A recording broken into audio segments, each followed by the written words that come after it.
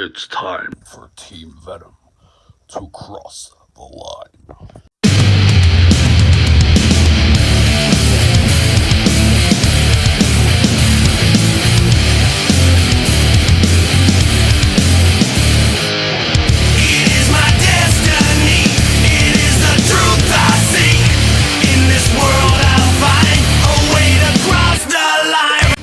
Hello everybody and welcome to another episode of Talking TNA with Team Venom Media. I'm your host Rory Bailey. In a minute I'm going to be joined very briefly by one of my Team Venom cohorts, Paul Baker from America, and we've got some very special guests this week. So here's what we've got coming up on the show. We're going to be joined by the SRX consultancy guys, which is Lauren and Simon, who are the UK press agents for TNA in the UK. And we're going to have a good old-fashioned chat for a good 20-30 minutes. We're going to talk about all things TNA, including the rebrand, the new title belts, and the upcoming Hard to Kill show. So yeah, let's get into it. Thank you both very much for joining us. Just for those watching at home, we're joined by Simon, Rothstein and Lauren Soar from SRX Consultancy in the UK. Simon and Lauren are the press agents for TNA Impact in the UK as well. So firstly, how are you both? Yeah. Good, thank you. Thank you for having us. You're welcome. Yeah, excited to be on, Rory. I mean, we've done a lot of interviews over the years, but it's never been me in the hot seat or Lauren in the hot seat. So excited to see how this. Simon's all logoed up, so I didn't. Fair enough. I worked it out as well. The first time I did an in-person interview with which involved yourself, Simon, would have been 2014 because that was MVP. Yeah, 10 years ago, MVP. Yeah. Wow. And MVP's in the news again today, but I'll leave your listeners to go and find out why. But I haven't seen that. Is it good or bad? 10, yeah, it's not too bad for MVP, but it's an interesting story. But yeah, 10 years ago today. So wow, that's a long time. I knew we'd been working together a long time. Didn't realize it was quite 10 years. That's amazing. I mean, and also Laura and I don't do many of these, and the ones that we do are for guys and girls that have been supporting TNA and Impact for a long time. So that's why we're doing it, and it's good. We've got 10 years to talk about. Indeed. So the first thing that I want to ask you both is the amount of UK interviews and such that you've lined up over those 10 years, like MVP, Bobby Lashley, Kurt Angle, sort of other names. Who's been your favourite person to work with over here? Oh, that's. We lost you a little bit there, Rory. Was that the favourite person that we've worked with? Yes. Like press-wise? Yeah. You go first, sorry. Right? Oh, okay, cool. I mean, we've been really, really blessed to have some incredible experiences. I mean, going for dinner with Hulk Hogan and Eric Bischoff and Andy Barton, who was Dixie's number 2 at the time, and just listening to Hogan and Bischoff talk about 90s and 80s wrestling and all the stories. That was a incredible thing that you can never live again. I loved working with Jeremy Borash, with Rockstar Spud, with Nick Aldis, who was Magnus at the time. We always had a great relationship. My absolute favorite was probably Kurt Angle, because we got to do a 4-day media tour before an Impact tour, and then the whole Impact tour together. So I spent about a week with him, and he's such an incredibly amazing guy. Not just a fan of him as a wrestler and a talent, but he's such a great bloke, and we stay in contact to this day. So I would say Kurt's my number 1, but then a lot of the guys and girls on the current roster we absolutely love working with, and now we'll talk about the tour and those guys a bit later as well. So for me, I'll try and keep it concise, but starting from the beginning, Simon and I started working together at the end of 2012. My first tour was 2013, which was Hogan's last tour. So my biggest tour regret was not getting a photo with Hulk Hogan, because I didn't know where the lines were. But with regards to favourite people, I'd agree with Kurt. He's such a lovely guy, so accommodating. Gail is awesome to work with.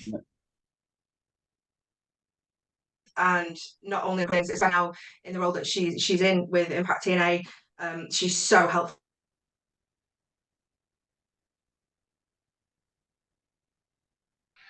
She can't do it full. She's so collaborative, and she's just great to be with. Is Deonna Purrazzo.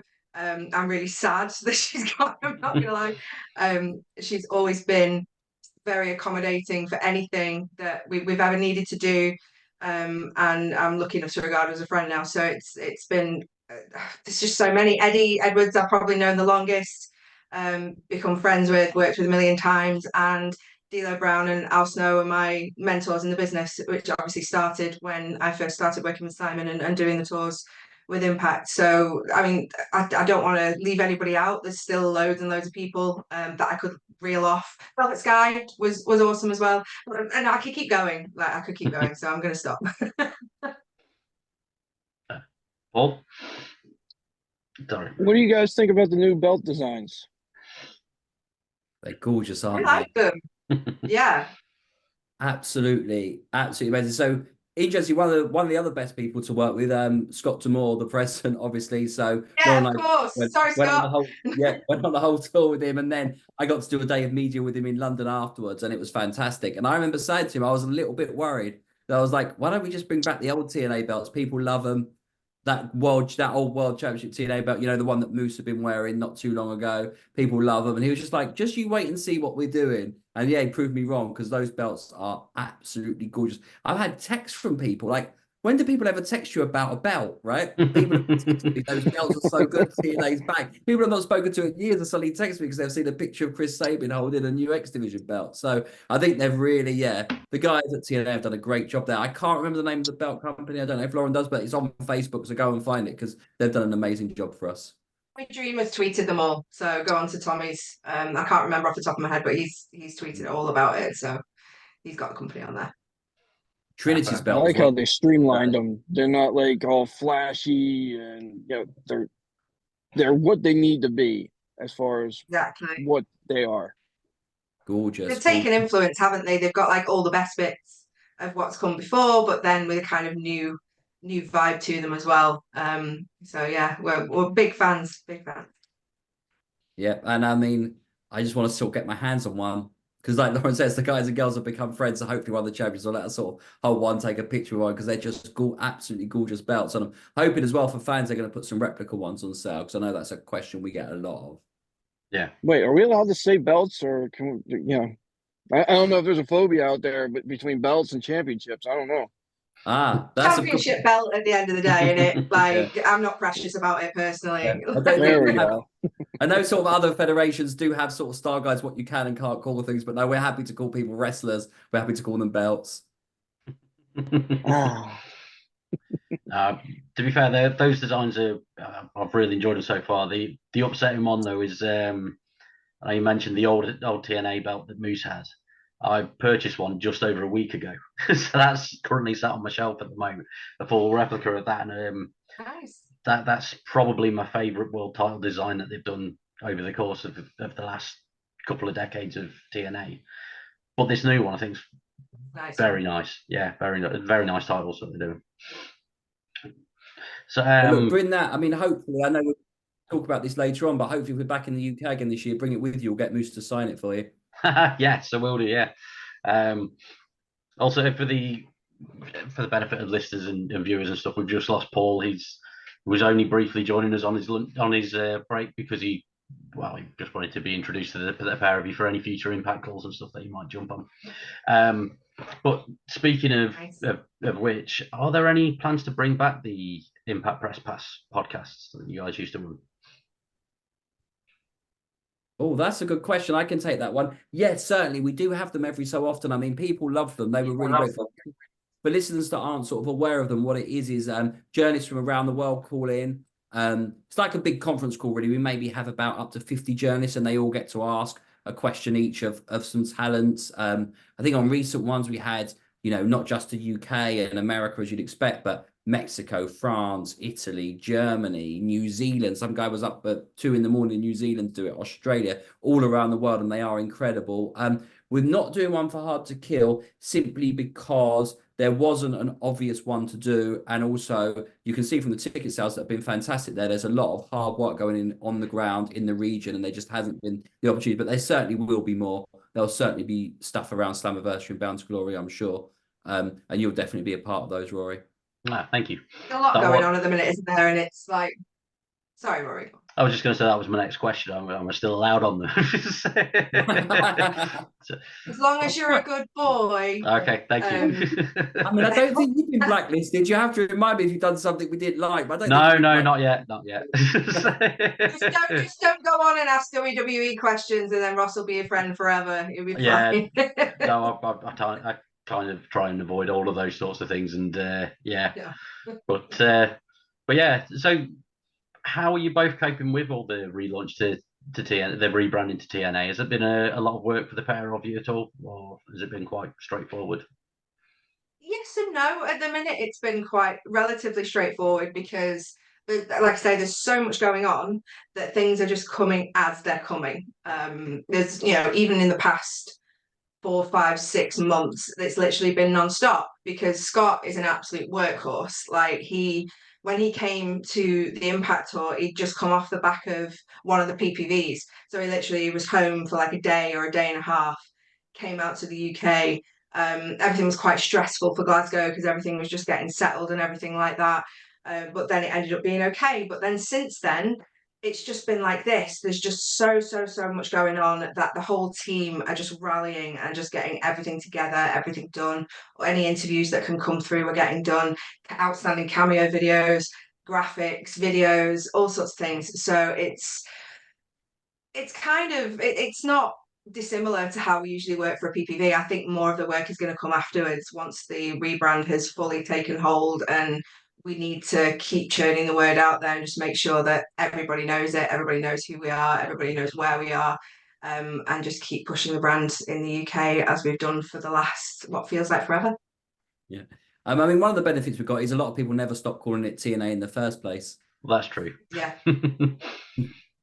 But yeah, like Lauren said, really, I mean, there's a lot of work. Hard to Kill would have been a lot of work anyway. So the way we divide things, although Lauren and I sort of work across all aspects of it, Lauren deals more with the marketing side and the social media, and I'm more like the traditional PR side of things. So it'd be Lauren where a lot of the work would come down. But actually, I think, like you said, like around something like Hard to Kill would have been a lot of work anyway. So the fact that we're changing the name at the same time doesn't add too much, because all those graphics were having to be created away, all the posts were having to be done, and marketing strategy was needed to be put together anyway. So, fair enough. You've mentioned the UK tour a few times and such briefly when you've been saying about Demore on the last tour. What are the plans going forward for the next year? Is there anything that you're aware of, where if any venues or dates or anything have been planned or anything like that? So when we did the media day after the tour, Scott was very clear, and people can go back and read the interviews, that they are planning to come back in 2024. So, I mean, that's really, really exciting, and I really hope we do.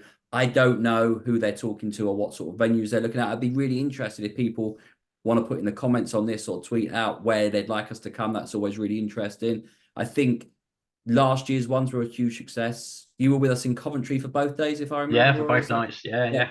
Yes, I mean, those were great. I mean, it's difficult for people to do every day, especially when we did Glasgow, Newcastle, Coventry, because they're quite far away. But everyone had something different, right? Glasgow was that, like I said, that was that first one, the first time back, quite stressful. But then once it started, that buzz of being in that arena, the Scottish fans are incredible. Then Newcastle was the pay-per-view show, or the premium live event, as we call them now, and that great main event with Will Ospreay and Eddie. And I think for me, that was my favourite of the 3 matches Will Ospreay did. I mean, all of them were fantastic 5-star plus matches, but there was just something special about that one. Maybe because of our relationship with Eddie, maybe because he is Mr. TNA. And then the Coventry were 2 house shows, and you remember the last night, the dance party. Yeah. And house shows are often the best because people can let loose. They're not having to, you've got this much time, you've got to look at this camera, we end at this time, you've got to hit this. It's just go out there and have fun. And there were some amazing moments on those shows. So I imagine we'd do something similar again, but honestly, don't know. But as soon as we do, you'll be one of the first to know, Rory, definitely. Oh, cheers. Thank you. I mean, I think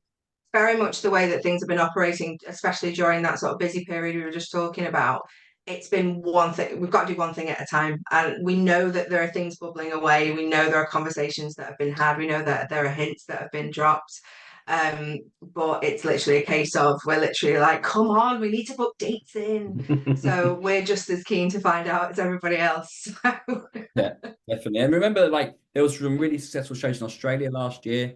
So, that I'm sure they'll be looking at that. I'm sure they'll be looking at Europe, all of those sort of things. So, yeah. It's going to be a big year. It's going to be a big year. You know what would really help the more fans that get the new TNA Plus app in the UK? Because obviously when we get the stats back, we can see where fans are. The more people that join YouTube Insiders, the higher ratings the Zone gets, because we're now on the Zone 1 on Sky. All of those things feed into it. The more feedback we can get to know. I mean, we saw how many fans turned out. I mean, all those shows were sold out. You were there. They were jam packed. Yeah, I remember one. Poor old Gary was having to try and find extra seats because we'd sold too many tickets. So it's amazing. So, we know that side of things, but if fans can just keep showing the management there's a thirst then, and I'm sure it will happen. I know, different locations, bigger venues, maybe. Let's see. Fair enough. One of the other things that I'd like to ask you both, just out of curiosity, to see if you've heard anything. If you can't spoil anything, that's fine. But there's a lot of rumours going around about the mystery big signing that TNA have got planned for Hard to Kill. Have they told you who that is yet, or no? Fair enough. I know one thing about it, but I can't. We can't say it because it wouldn't. I wouldn't want to spoil it. It's not like being precious about it. It's things that we've had to be told about for work purposes. No, I wouldn't expect you to spoil it. It's one of those things. It would just be such a spoiler. But the thing that I do know is pretty cool. I think it's pretty cool anyway. I think the fans will think it's pretty cool. But I think there's something coming that even we don't know about. Like, we weren't told, like, the whole thing about the rebrand was completely genuine. We weren't told about it. And all the guys in the locker room, apart from the ones that were in the video, genuinely weren't told about it. That video of everyone's reaction is real.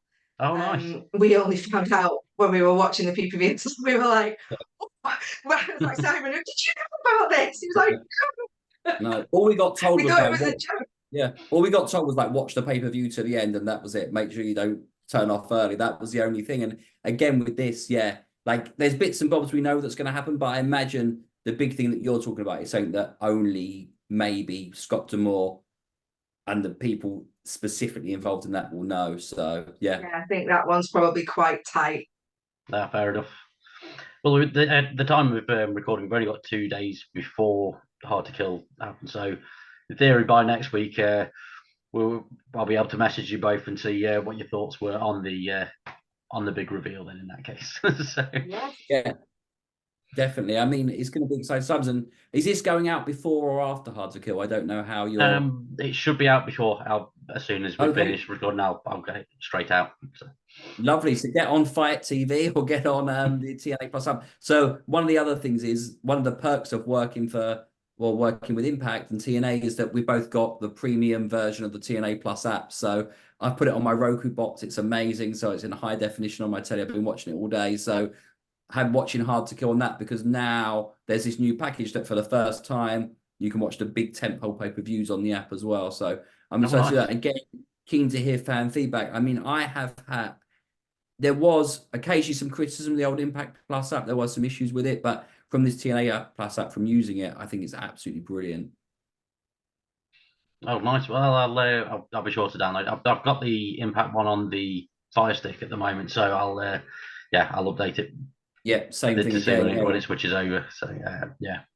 Yeah, it is much better. Like, it's always been a case of, I mean, when Scott came in, he's literally rebuilt the company from the ground up, and he's done it very sensibly. Is very good. And even though obviously you're going to get criticism from all sides, just saying, "Oh, why aren't you doing this or do this bigger or whatever?" There's a budget, and he's kept to it, and he's built it, and he's finally got it to this. So exciting. But ultimately, the budgets were stringent for everything, and they did their absolute best they possibly could under those constraints with the Impact Plus set. But I do believe there was a problem with the host of it. However, it's hosted by Endeavour now, so it looks slick, it works great. I've not experienced any issues with it whatsoever. Like Simon said, it really does look good, and there's more and more stuff being added to it all the time. The UK shows that we've been looking for the content for years have started to show up as well. So a load of the previous UK tours have started to go on there. So yeah, it sounds like we are just like plug, but we're generally excited about this brand. We'd love to work with with TNA and the team. You know, when all the guys and girls say it's the best locker room in the business, they're not lying. You know, it really is a special environment, and it's nice to get excited about such big things happening and to be, you know, a small part of that huge machine. So yeah, everybody go and get it, check it out. Yeah. Yeah, and like Lauren said, just being backstage on the tour was just like a load of friends hanging out backstage. Everyone was so welcoming, so nice. Like all the talent was sort of padding around together, having a good time. You've probably seen all the great TikToks and knockouts films. Like you walk backstage without them filming a TikTok. It was just so much fun. And everyone just got on You're in the so background well. of a few of those TikToks as well, Si, because you kept walking into them. Oh no! Oh, I haven't seen myself. I have to probably staring at my phone or something, or yeah, walking around with bits of paper. Yeah, I'll have to have a look at that. That's brilliant. But it was just the atmosphere in the locker room is just so good, and I know the talent are desperate to come back. To you asked about a future UK tour before. The talent are desperate to come back. They all had such a good time here. Yeah. And then they were all very great and very accommodating to the fans and such as well on that tour. My son and I were stood outside Coventry at the Coventry venue because there was all the little food huts and such there, and he got completely starstruck because Gianna Parazza and Jordan Grace came out to get some noodles, and they were behind him in the queue, and he he just completely froze up, didn't want to order any food, wouldn't talk or anything. So that was quite amusing. But then, Yeah. I mean, that Jim, is one of the great things about being a fan of TNA. So, you know, there's been other American companies come and do wrestling shows in the UK that have maybe done bigger venues, but you don't get to hang out with them at the food trucks outside. There's yeah, something really special and fan friendly about TNA that you'll never get anywhere else. And even when we were doing, you know, when we had, you know, Hulk Hogan, Kurt Angle, we were doing the bigger shows at Wembley Arena and stuff, we never lost that. But certainly now it's back more than ever. And you know, you saw at the fan interaction at the end that I know you and your son come and did as well. It was yeah. brilliant. We had a titanium package that Lauren ran where, you know, they were having afternoon tea. There's great pictures of Giselle Shaw pouring tea for everyone. You know what I mean? Like, it's just All in here as well. This is what this mess is behind me. This is all afternoon tea remnants and leftover 8x10s. So I'm still on tour in this room. yeah. But certainly, I mean, I love that commentary venue. I thought it was brilliant, and the food truck, It the noodle was. was really good actually. And they were great as well. The venue were awesome. Gary was awesome. The team that Gary put together was awesome. And it was the same with Newcastle and Glasgow as well. The teams that we had there, you know, working with North Wrestling as well, Andy and his team there, the girls on merch, everybody came to help us with various elements of it. Nothing was too much trouble, and it really, really helped us because we were working on a skeleton team. You know, we Yeah. had the roster, and there was myself and Simon, obviously, on the UK side. And then it was just senior members of staff were Scott, Gale, Joe, who was an absolute superstar. Joe Hendry, who was an absolute superstar on that tour. Eric Tompkins, who runs production, and Dan, who works with Eric on production. I've not missed anybody, have I? From the No, was team. That was there was a floor literally manager, or was that Dan? was who? Sorry, There was a floor manager, or was that Dan? I think that was Dan. That was Dan, yeah. So Dan was the floor manager. Yeah, so I think that's everyone, yeah. But Joe Hendry, you Yeah, asked about the best people we've worked with. Joe was absolutely fantastic. I mean, firstly, what a talent. His videos and his entrances are just amazing. But True. on the UK tour, he was both wrestling and helping run the tour. I think there was one night he wrestled twice. The first night, was it? Glasgow, the He won first the night, Glasgow. the Yeah, most stressful night. yeah, he had to wrestle twice and run the tour, and he was just amazing to work with. So he's one of the best guys, and you can see just in the passion that he's got for the business. But yeah, that was it. Like no one says, it was a skeleton crew, and you were there, you and your family were there, Roy. It was lovely to meet the rest of your family after working with you so long. And yeah, and you can just see what amazing shows were put on just that small crew, just because of people's passion for what we do and the passion for the fans. Yeah, and what I also thought was cool to see about with you saying about Joe Hendry, the last show you guys did in the UK, which was Manchester about 7 years ago or something. The 2018 Wrestling MediaCon. yeah, because me and my son were at that as well, and Joe Hendry was like a one-off appearance for that. I think he took on Yeah. Eli Drake, if memory serves, but he was part of the MediaCon doing some of the things, so it's pretty cool to see him go from he's had a one-off match there to becoming a member of the Impact roster and then being one of the focal points of the tour this time around, which is awesome. And obviously with my son being at both of those, it was that little association for him of, oh, we saw this guy years ago, and yeah, he thought it was awesome. So. Absolutely. I mean, if you speak to Joe, if you end up having an interview with Joe or anything, ask him about it because he'll probably say, "I'm never doing it again." Bless him. But he was really dropped right in at the deep end. And he did an absolutely fantastic job. And it was, it really was a great team. And we always come out of these tours or these events, everything from when we did the big arenas to, to this tour, to the MediaCon, we always come out of it with this kind of feeling of like fulfillment, of community, of like a family vibe. Like I remember at the end of my first tour in 2013, we had the after party at in Wembley, and Dixie came up to me and like we were talking, and I was like, "Oh, I hope I've done a good job," and blah blah blah. And she was like, "Well, you're part of the family now." And even though Dixie's no longer with us, that's the vibe. There's always been a vein that runs through this company that's never disappeared. Of sometimes we've had the wrong people doing the wrong things, and it's been quite the roller coaster for the past 11 years. But it's just always had the same vibe it's come back to, and Scott's brought that back with the team that he's built and instilled, and yeah, it's really nice to be a part of. Good. Well, we'll wrap this up for the viewers. If you guys stay on Zoom, and we'll say goodbye properly. Well, thank you everyone that's watched along, everyone that's listening on Spotify and Apple and all the other platforms, and thank you both very much for joining us. Yeah, my pleasure. Before I go, I just want to say one thing about what you guys do. I think it's brilliant. I think a bit like TNA, you've had really periods where you're really active and, everyone's into it. And then I think you had a bit of a break. And now to see you come back, I think this is maybe the 6th podcast in the series that you're recording. I've seen you've used some classic reviews that you've done, and then you've done some show reviews. And it's just brilliant to have you guys back. You've been supporting us for 10 years. And I think if people want proper news about TNA, Team Venom Media is a great place to go because you cover it with such passion and such interest. And we'll get you some. I know me and Lauren are quite interested to have on the podcast, but I'm sure you want to speak to the likes of Trinity and Alex Shelley and Chris Sabin. I'm sure we'll get one of those guys for you soon. Oh, that's brilliant. Thank you.